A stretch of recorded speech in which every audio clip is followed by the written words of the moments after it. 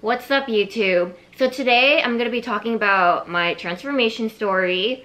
In a nutshell, whenever someone asks me why I start working out, I just say, and you guys have heard this, I just started working out to be healthy. And yes, that's true, but there's just like so much more to it than that. This is a very sensitive topic for me, but I just want to be open and honest with you guys, and I just want to be able to like truly be myself around you guys. So I guess my story starts way before I started working out. So growing up, I was very self-conscious, especially about the way that I looked. I have something called BDD, and if you guys don't know what that is, it stands for body dysmorphic disorder, and it's basically like being self-conscious times like 100, right? So how other people see you isn't the way that you see yourself. Like, you'll be very self-conscious about a specific body part. I'm self-conscious about the entire way I look. And it's been like that since I was younger.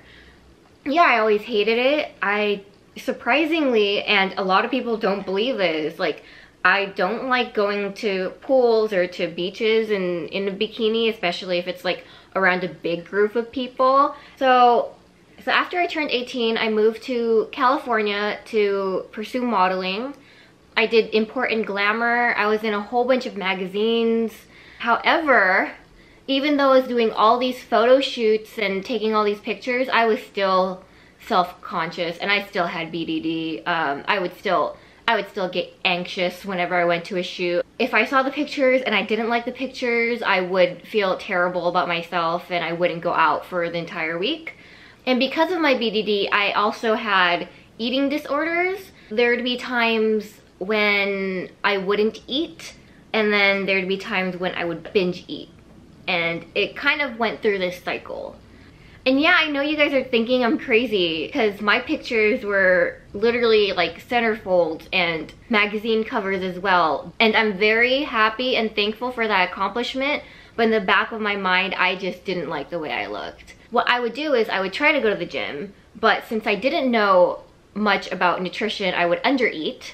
I would do a whole bunch of cardio, minimal weights. Since I wouldn't reach my goals doing that, I would stop that. I'd give up completely, then I wouldn't eat. It went on like this in a cycle. Yeah, like what I said, I would go to the gym, I'd try to be healthy, I wouldn't get anywhere near to where I wanted to be, and then I'd give up completely. Whenever I'd give up, I would just stop eating. I'd probably have maybe a couple like boiled eggs, a couple carrots. It would go on like that for months, and then since I still wouldn't like the way I looked, then I'd give up on not eating, and then I would binge eat. I would just feel sorry for myself. I didn't think I was worthy of loving myself, so I would just eat and eat and eat and eat. And it went on like that for a cycle. I'd go to the gym, try to be healthy, give up, stop eating, give that up, then binge eat. Then gym, not eat, binge eat. Gym, not eat, binge eat. I think the lightest I weighed was a little over 90 pounds. The heaviest I weighed was 140. And I was just very tired. And I was very tired of feeling that way. And I just really, I told myself I wouldn't cry.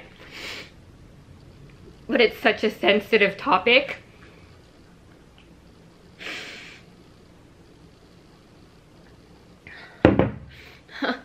Luna's been on my lap the entire time eating her chew. Okay, anyway, so I was so tired of constantly hating myself all the time, feeling bad about the way I look, because I know there was, like, looking back at all of my pictures, there was just nothing wrong with my body at all. So what I ended up doing was I turned to fitness. My fitness goal journey started off as a New Year's resolution. And I know it's really cliche, but I just told myself that, okay, it's a new year, I am going to love myself, I am not going to let this sickness dictate who I am or how I feel about myself. And so I started going to the gym. I started lifting weights. I started eating very healthy. So I would track the amount of protein I would eat, how many carbs, and also the amount of fats I would eat during the day so that I would hit it. Because if I didn't track my macros, then I would have definitely under-eaten. I would have been eating like 1,000 calories a day and still in my mind think it was healthy. So I was very strict in what I was eating. I was also very strict in going to the gym. So it was 2015 when I first started my journey. Even though I was 140 at the time, my goal wasn't to lose weight just yet. It was more to get into the fitness lifestyle and accepting my body image. So after I started getting used to the way I was eating, then I made weight loss my goal. I did a lot of cardio. I was eating at a calorie deficit. I had like no trainer. It was like my cousins giving me advice. I was also carb cycling because that's what the internet said to do during cut, so I did it. I got down to 110, so I lost about 30 pounds since like the beginning of the year till then. I think I started my cut during that summer, during maybe like June, and then I was 110 around September.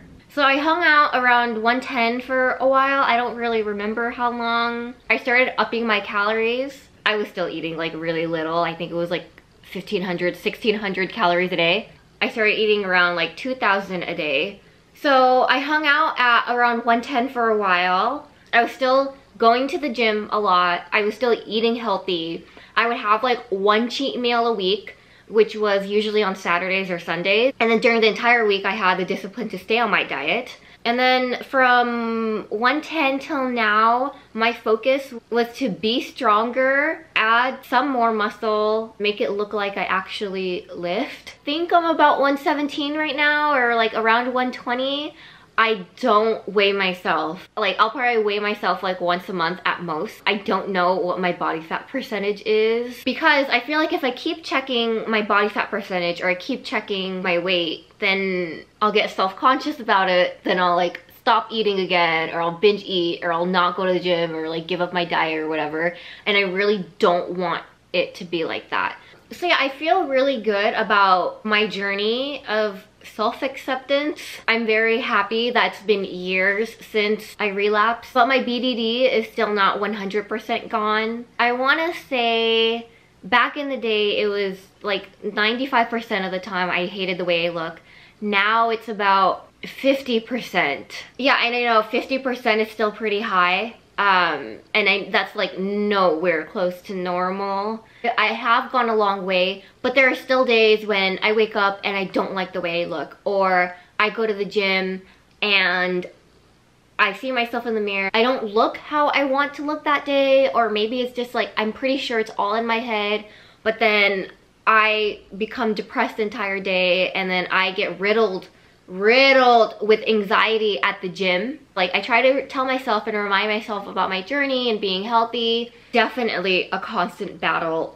There are times when I also had to leave the gym because I started crying. I know, it's pretty bad, you know, but hey, recovery is hard. Any type of recovery is hard, whether it's from a drug addiction or even like heartbreak. Well, you know, recovery from this, like, it stays with you. And do I think I'll always be self-conscious? Do I think I'll always have BDD? I do not think it'll ever 100% go away. But I am very happy at not only the physical transformation that my body has gone through throughout the years. My number one is my mental transformation and my emotional transformation, and how I accept my body more than I did before. And yeah, you know, like what I said, it won't be 100% okay, but you know, I'm still pretty proud of how I feel now. But yeah, that's my transformation story. And God, I'm crying again. And I hope that, you know, even if it's one person watching this, you know, if you were going through the things that I went through, or if you have BDD or some type of like body image issue, or even like an eating disorder as well, I hope that you do start turning to fitness rather than self-hate, because fitness has been my fitness journey has been, I wouldn't trade fitness for the world. Anyways, thanks again for watching my video. I have to take this little one out to go potty and play with her because she is being super squirmish. Look at her, she cray. You a crazy puppy, huh? Don't forget to like and subscribe to my channel. Please comment below ideas for my next video. I'll see you guys later. Bye.